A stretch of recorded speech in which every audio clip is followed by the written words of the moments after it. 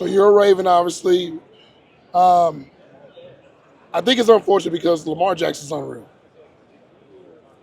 What has to happen for them to do what your teams did? Because I mean, it's like they're there, they're almost getting there, then something happens. Obviously, it could be the Chiefs or just a random Buffalo team that pops up. But what do you feel like is the thing that they could do to get themselves in the Super Bowl and actually win the Super Bowl? Yeah, I think the Ravens have the team to do it. Certainly, the last few years, I mean, they've been one of, if not the best team in the regular season. And for whatever reason, they keep falling short in the playoffs, and it's really self-inflicted. I mean, you watch all of their games, and it's turnovers, it's penalties at the wrong time, it's drop passes, it's all kinds of stuff that is just kind of surfacing that you don't see a lot of in the regular season, and all of a sudden in the postseason it comes back to bite them. And so you think about 2 years ago in the AFC Championship game against the Chiefs, and if there isn't a fumble right by the goal line late in that game, the Ravens probably win that game and go to the Super Bowl last year. And then you think about this game, and two early turnovers in the first half, and then the unfortunate fourth quarter where you have a fumble and a drop pass and a 2-point conversion, and they probably win that game. Yeah. And so it's nothing more than self-inflicted wounds at this point. They have the talent, they have the roster, they have the pieces in place. Lamar's unbelievable. I mean, he's the most electric player in the NFL. I think personally he should be the MVP.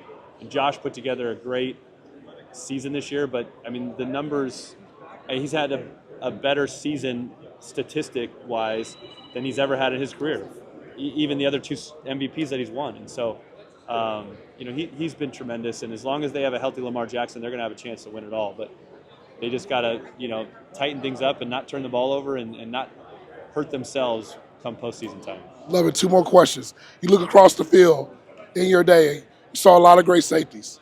Who was the one guy when you looked over, you said, this is about to be one of those days, man? Yeah, I think, right in our own division, we played the Steelers twice a year, and, you look across the field and you have Troy Polamalu. And Troy was just a unique player because you always had to account for where he was. He was just such an unpredictable player. I mean, a lot of times you can look out there, and the safeties will tell you a lot. If there's two high safeties or two shelled, if there's one high safety, it tells you a lot about what coverages they're in and all that kind of stuff. Troy was just such a wild card, and they gave him the freedom to do whatever he wanted. And he was such an instinctual player that he would always position himself in the right spot, seemingly. And every time we started Steelers preparation, it always started where was number 43 on the field? That's where everything started. And so anytime you have to account for a guy like that, it makes it difficult. Love it. If you could build a perfect tight end, I'm going to give you 4 categories. We need the look, I need the hands, blocking, and route running. Let's start off with look. How does that, you can pick a player, just say if you want to put a player in that position. Yeah. Who is that player? I think look-wise, you'd want someone probably the stature of Gronkowski. Yeah. I mean, 6'6", almost 6'7", built, strong, just a mismatch physically with whoever lines up across from him. Route running wise, you'd probably put someone like Travis Kelce. Yeah. His ability to kind of make people miss, what he's able to do at the line of scrimmage, just releases and all that kind of stuff. And I think he would be that guy. Hands, you would probably say Tony Gonzalez. Yeah. I mean, the guy, his ability to just go up and make a catch in traffic over seemingly anybody. And then what was our last category? Blocking.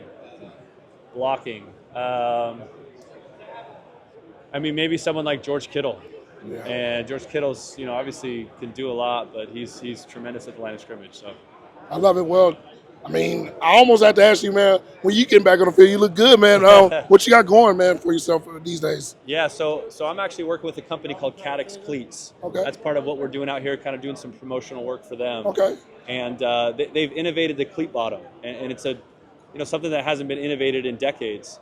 And so now we have a cleat bottom that I just happen to have one right here. The studs can flex and move, they can rotate, and what it does is it decreases rotational force on your lower extremities, your knees, your ankles, all that kind of stuff. So when this can flex and give a little bit, that give doesn't happen in your joints and your knees and all that kind of stuff. So there's an injury prevention component to this. It's an awesome cleat, it's comfortable. We have about 20 guys in the NFL that wore them just this past season and loved them, and even more reaching out for us every day. So it's really cool. It's a company that's kind of in its infancy, and we're kind of helping it grow and doing all that. And we've loved it, and guys have loved it, and the response has been tremendous. Love it. We're gonna be posting that link for that. Dennis, man, I appreciate your time, brother. Thank you so much, man. All right, man. Appreciate it.